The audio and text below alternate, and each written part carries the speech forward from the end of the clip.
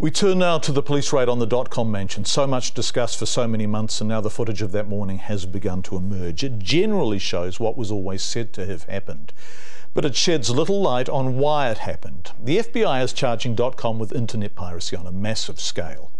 He and his lawyers, both here and in America, assert no helicopters were needed to arrest him, no crack police officers with semi-automatic weapons, and the FBI not too far in the background. As the legal battle continues over a High Court finding that the search warrants used in the raid were invalid, the raid itself is coming under scrutiny in the High Court. The evidence you will hear off camera in the story is from an elite police officer we cannot identify. Those involved are protected for their own safety and future operations unrelated to this case. But this is how that morning unfolded. All call signs, all call signs. This is 6:47 a.m, the 20th of January this year, and the raid is underway. Copy. A helicopter carrying members of the elite Special Tactics Group flies into the Coatesville home of Kim Dotcom. Ground units from gates are open. Dotcom's pregnant wife, their 3 children, some guests, and somewhere in the region of a dozen staff are also there. All is quiet below.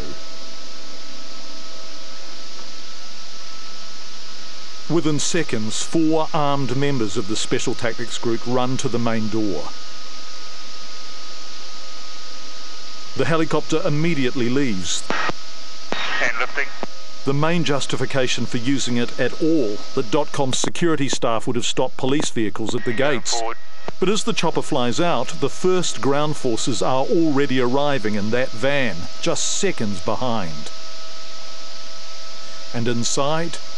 First of all, it wasn't unusual for me to hear helicopter noise because we were expecting guests to arrive, and it's usual that sometimes guests arrive early in the morning, especially if they come from the US and are being picked up by helicopter. So the noise from the helicopter wasn't really a surprise, but then I heard pinging of stones, of rocks to my bedroom window.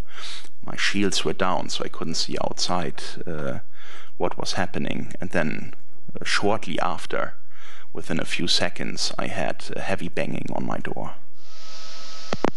Go ahead. Guard from main gate reports changeover was 6 o'clock. Only 2 guards working, 1 at the main gate, 1 roaming. The helicopter is circling above, not directly involved any longer. It was recording police comms, the sound of the raid as it unfolded. Yeah, made entry into the bedroom of the target. The door was closed, slammed, and it had a security lock on it. We breached it. Moved through. He's done a runner. We can't find him in either the studio or the bedroom.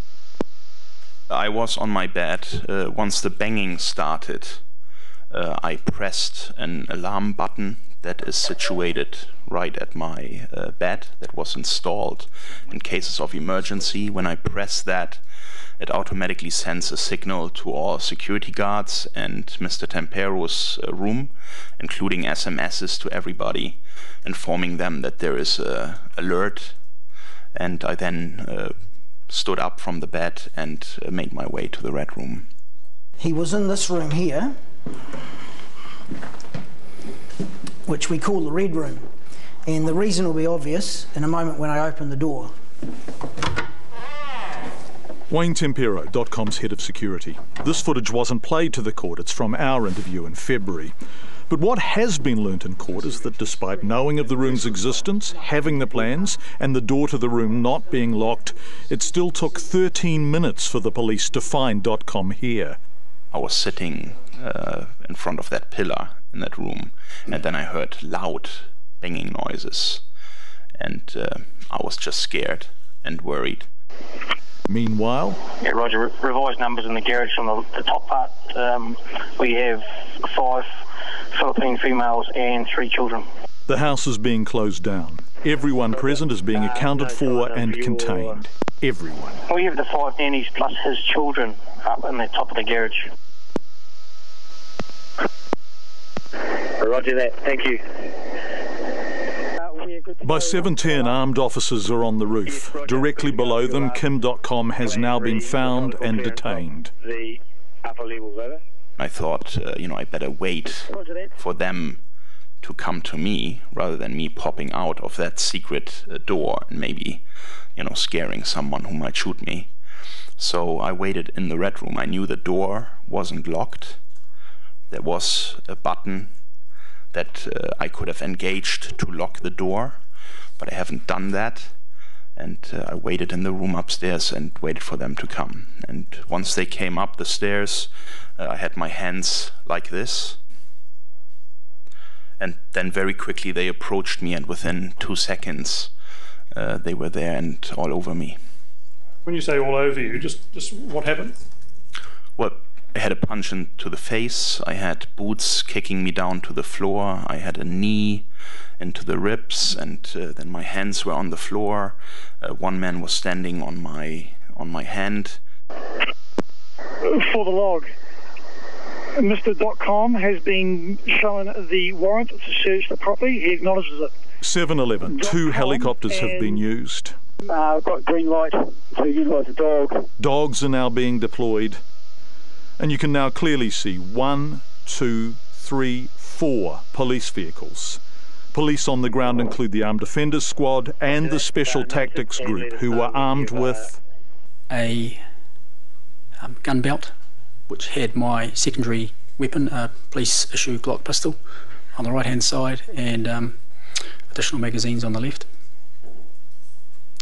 And my primary weapon, which is a Colt Commando M4 5.56 weapon. The implement shed and containers attached have been cleared. No persons located. If it all seems slightly American, the FBI were there on the day and during the planning period leading up to it. Were any FBI officers present at any stage in your dealings with this matter during the week of the, what was it, the 16th of January? Yes, sir.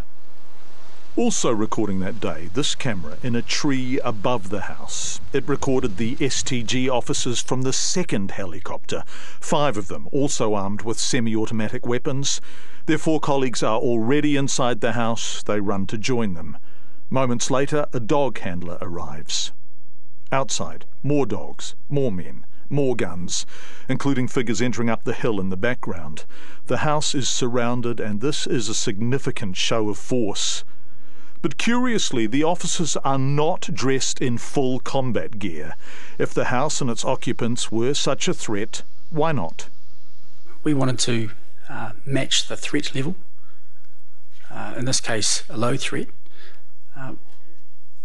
with our dress, and we made that conscious decision not to wear full tactical kit. It wasn't appropriate in these circumstances. So why such a show of force? Paul Davison QC spent the day trying to get to the bottom of that question. Exchanges were sometimes testy. In one instance, around the treatment of Dotcom himself. There was force applied. Question is, did you see anything that you took? No need to look at counsel. Just look at me and answer the question.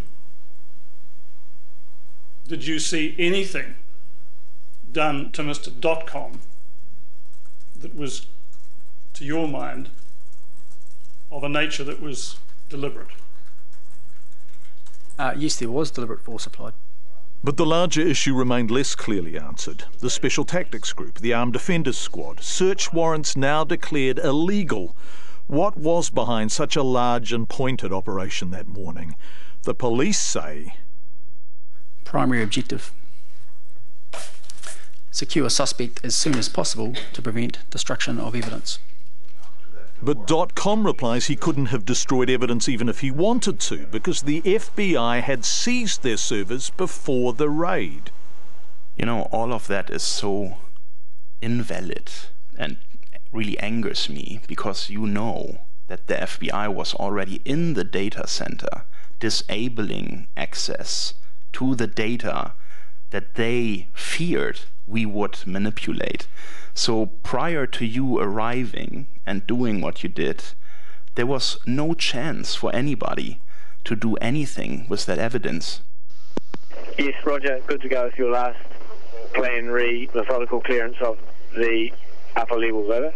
So, data already seized, threat risk low, and admission from within police ranks that the operation was, quote, over the top. What was it about, and why? The hearing continues tomorrow. That story was shot over the past 2 days in court by John Fleming and edited by Sarah Rowan.